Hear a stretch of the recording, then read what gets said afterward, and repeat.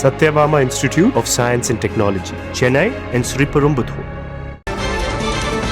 திமுக கூட்டணியில் தேமுதிக போட்டியிடும் தொகுதிகள் குறித்து மீண்டும் பேச்சுவார்த்தை நடைபெறுகிறது. அண்மை செய்தியாக பார்க்கிறோம். திமுக பேச்சுவார்த்தை குழுவுடன் தேமுதிக எல்.கே. சுதீஷ் தலைமையிலான குழுவினர் பேச்சுவார்த்தையில் ஈடுபட்டிருக்கின்றனர்.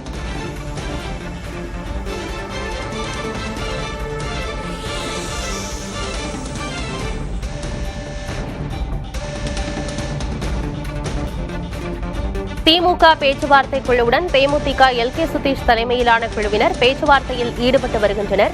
தொகுதிகளை முடிவு செய்வதில் இழுபறி நீடிக்கிறது.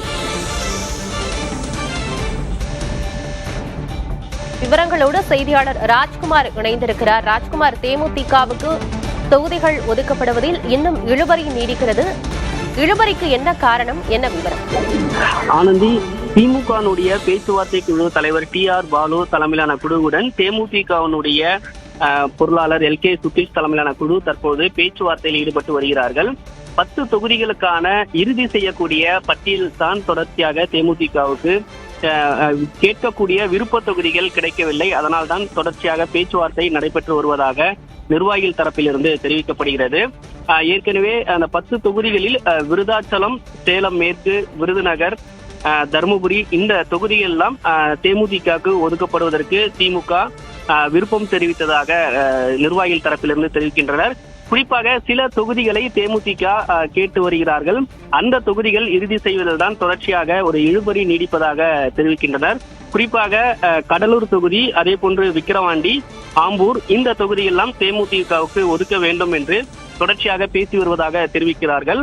அதே போன்று விருகம்பாக்கம் தொகுதி, சென்னை மாவட்டத்தில் விருகம்பாக்கம் தொகுதி தேமுதிகவுக்கு வேண்டும் என பேச்சுவார்த்தையில் பேசியிருக்கார்கள். அதற்கு வாய்ப்பில்லை என்று திமுக தரப்பில் தெரிவித்ததாகவும், அதற்கு மாற்றாக தான் பல்லாவரம் சட்டமன்ற தொகுதி தேமுதிகவுக்கு கொடுப்பதாக பேசியிருக்கார்கள்.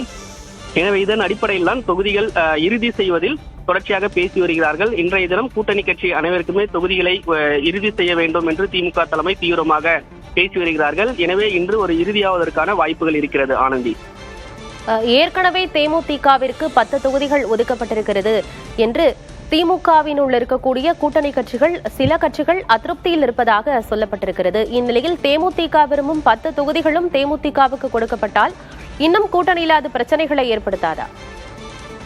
கூட்டணி கட்சியினர் ஏற்கனவே ஒதுக்கி இருக்கக்கூடிய எண்ணிக்கை ஒரு புறம் இருந்தாலும் உடனடியாக தொகுதிகளை இறுதி செய்து தேர்தலுக்கான பணிகளும், குறிப்பாக கூட்டணி கட்சிகள் அனைவருக்குமே எந்தெந்த தொகுதிகள் ஒதுக்கீடு செய்யப்பட்டிருக்கிறது, வேட்பாளர் அறிவிப்பு போன்ற நடவடிக்கைகள் எல்லாம் செல்ல வேண்டும் என்று எதிர்பார்ப்பில் இருந்து கொண்டிருக்கிறார்கள். திமுக தலைமையை பொறுத்தவரை நேற்றைய தினமே கூட்டணி கட்சிகளுக்கான தொகுதிகளை இறுதி செய்து அறிவிப்பு செய்வதற்காக திட்டமிட்டிருந்தார்கள். இருந்தாலும் தேமுதிக, காங்கிரஸ், மார்க்சிஸ்ட் கட்சிக்கு தொகுதிகளை இறுதி செய்வதில் தான் தொடர்ச்சியாக பேசி வருகிறார்கள். தேமுதிகவை பொறுத்தவரை அவர்கள் கேட்கக்கூடிய ஒரு விருப்ப பட்டியல், விருப்பமான தொகுதி கிடைக்காதால் மாற்று தொகுதியாக என்ன எடுத்துக்கொள்ளலாம் என்றுதான் தொடர்ச்சியாக பேசி வருகிறார்கள். ஏற்கனவே குறிப்பிட்டது போன்று கடலூர், விக்கிரவாண்டி, விருகம்பாக்கம், ஆம்பூர், சென்னையில் எழும்பூர் தொகுதி போன்றவை தங்களுக்கு ஒதுக்க வேண்டும் என்று பேசி வருகிறார்கள். இருந்தாலும் இதற்கு மாற்றாக வேற என்ன தொகுதிகளை இறுதி செய்து விடலாம் என்று பேசி வருகிறார்கள். ஒட்டுமொத்தமாக இன்றைய தினம் கூட்டணி கட்சிக்கான தொகுதிகளை இறுதி செய்வதற்கான திட்டமிடலும், அதற்கான அறிவிப்பு இன்றைய வந்துவிடும் என்று தெரிவித்திருக்கிறார்கள். மற்ற அனைவருக்கும் முடிந்துவிட்டது. அதாவது தேமுதிக, காங்கிரஸ், மார்க்சிஸ்ட் தவிர கூட்டணி கட்சிகள் அனைவருக்கும் தொகுதிகளை இறுதி செய்து விட்டார்கள். இன்றைய தினம் இது முடித்து விட்டால் அதிகாரப்பூர்வமாக திமுக தலைமை கூட்டணி கட்சிகளுக்கான அனைத்து தொகுதியிலும் அறிவிப்பு செய்வதற்கான தயாரிப்பு வேலைகளில் இருக்கிறார்கள். தகவல்களுக்கு நன்றி Rajkumar. Satyabama Institute of Science and Technology, Chennai and Sriperumbudur.